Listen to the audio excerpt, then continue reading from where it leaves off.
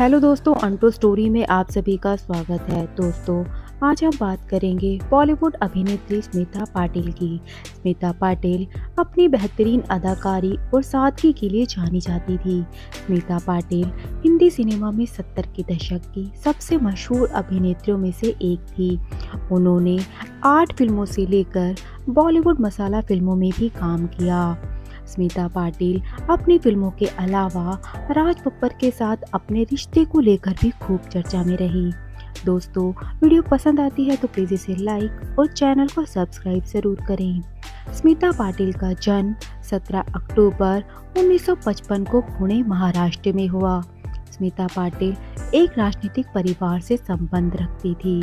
इनके पिता का नाम शिवाजी राय पाटिल था और वे महाराष्ट्र सरकार में मंत्री थे, जबकि उनकी मां समाज सेविका थी। स्मिता पाटिल ने अपनी स्कूल की पढ़ाई महाराष्ट्र से ही पूरी की। उन्होंने FTII पुणे से स्नातक की उपाधि प्राप्त की थी। स्मिता जब महज 16 साल की थी तभी वो न्यूज़ रीडर की नौकरी करने लगी। खबर पढ़ने के लिए स्मिता दूरदर्शन में जीन्स पहनकर जाया करती, लेकिन जब उन्हें न्यूज़ पढ़ना होता तो वो जीन्स के ऊपर से ही साड़ी लपेट लेती। इसी दौरान उनकी मुलाकात जाने माने फिल्म निर्माता निर्देशक श्याम बेनेगल से हुई। श्याम बेनेगल उन दिनों अपनी फिल्म चरणदास चोर बनाने की तैयारी में थे। श्याम बेनेगल को स्मिता पाटिल में एक उभरता हुआ सितारा दिखाई दिया और उन्होंने अपने फिल्म में स्मिता पाटिल को एक छोटी सी भूमिका निभाने का अवसर दिया। भारतीय सिनेमा जगत में चरणदास चोर को ऐतिहासिक फिल्म के तौर पर याद किया जाता है, क्योंकि इसी फिल्म के माध्यम से श्याम बेनेगल और स्मिता पाटिल के रूप में कलात्मक फिल्मों के 2 दिग्गजों का आगमन हुआ।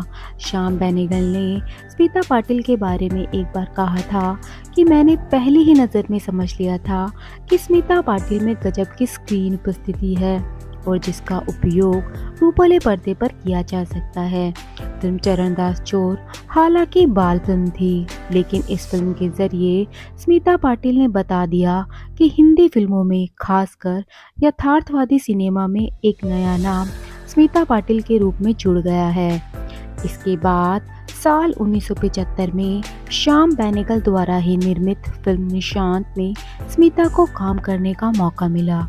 1977 स्मिता पाटिल के इसके बाद वर्ष 1975 में श्याम बेनेगल द्वारा ही निर्मित फिल्म निशांत में स्मिता को काम करने का मौका मिला।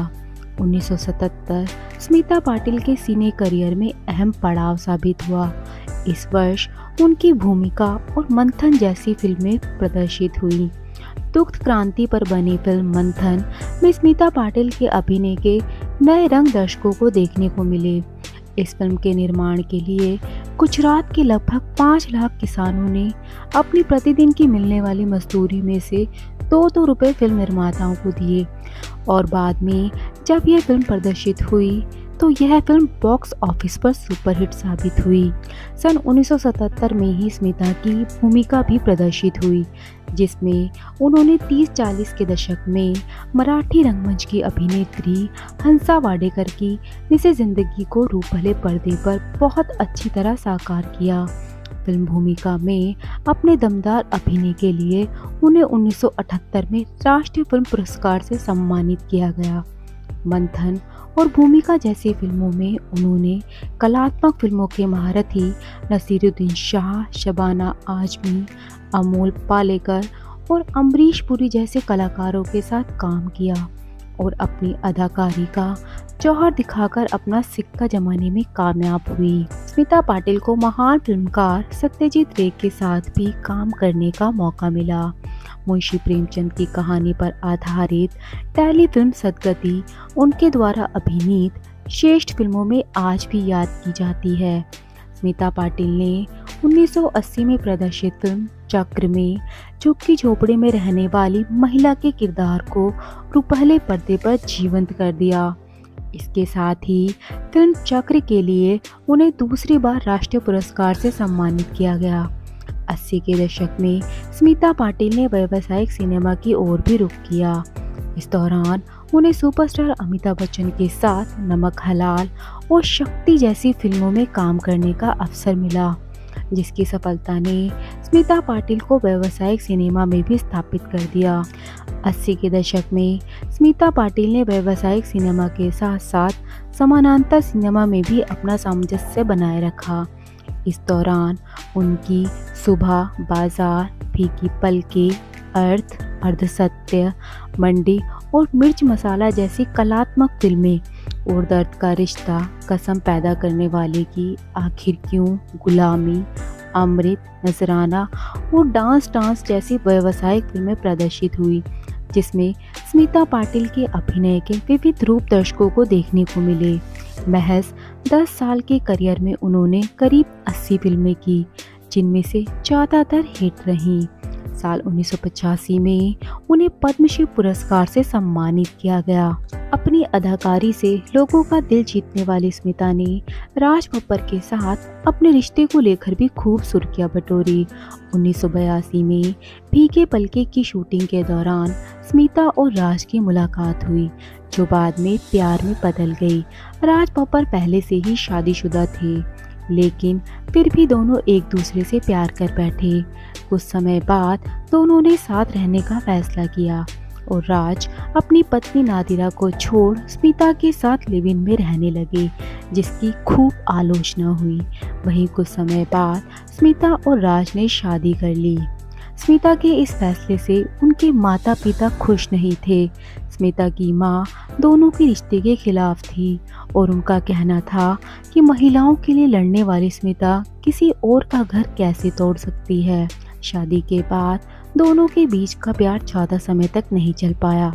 राज ने कहा था कि वो अपनी पहली पत्नी को तलाक देकर उनसे शादी कर लेंगे, लेकिन ऐसा नहीं हुआ। आखिरी समय में राज और स्मिता के रिश्ते इतने अच्छे नहीं थे। कुछ समय बाद ही दोनों के बीच मनमुटाव होने लगे। स्मिता ने एक बेटे को जन्म दिया और उसका नाम प्रतीक रखा गया। प्रसव के दौरान स्मिता काफ़ी मुश्किल भरे दौर से गुजरी और उनकी तबीयत बिगड़ने लगी। स्मिता को वायरल इन्फेक्शन की वजह से ब्रेन इन्फेक्शन हुआ। वो अपने बेटे को छोड़कर जाना नहीं चाहती थी। जब ये इन्फेक्शन बहुत ज़्यादा बढ़ गया तो उन्हें जसलोक अस्पताल में भर्ती करवाया गया। स्मिता के अंग एक के बाद एक फेल होते चले गए।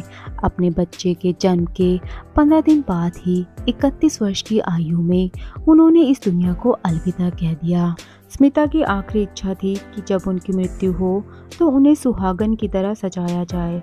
उनकी आखिरी इच्छा को पूरी करते हुए स्मिता के शव को सुहागन की तरह ही सजाया गया। इसके बाद राज बब्बर टूट गए, लेकिन कुछ समय बाद वह अपनी पहली पत्नी नादिरा के पास वापस चले गए। स्मिता पाटिल की मां को इस बात का बहुत दुख था कि आखिरी वक्त में उनका अपनी बेटी के साथ रिश्ता खराब हो गया, क्योंकि स्मिता ने राज को लेकर उनकी बात नहीं सुनी थी। स्मिता की डेथ के बाद उनकी 10 फिल्में रिलीज हुईं। कलयुग का बादशाह उनकी आखिरी फिल्म थी। साल 1988 में उनकी फिल्म वारिस प्रदर्शित हुई, जो स्मिता पाटिल के सिने करियर की महत्वपूर्ण फिल्मों में से एक है। दोस्तों, ये वीडियो आपको कैसी लगी आप हमें कमेंट करके ज़रूर बताइएगा। वीडियो पसंद आती है तो प्लीज़ इसे लाइक और चैनल को सब्सक्राइब ज़रूर करें। Thank you.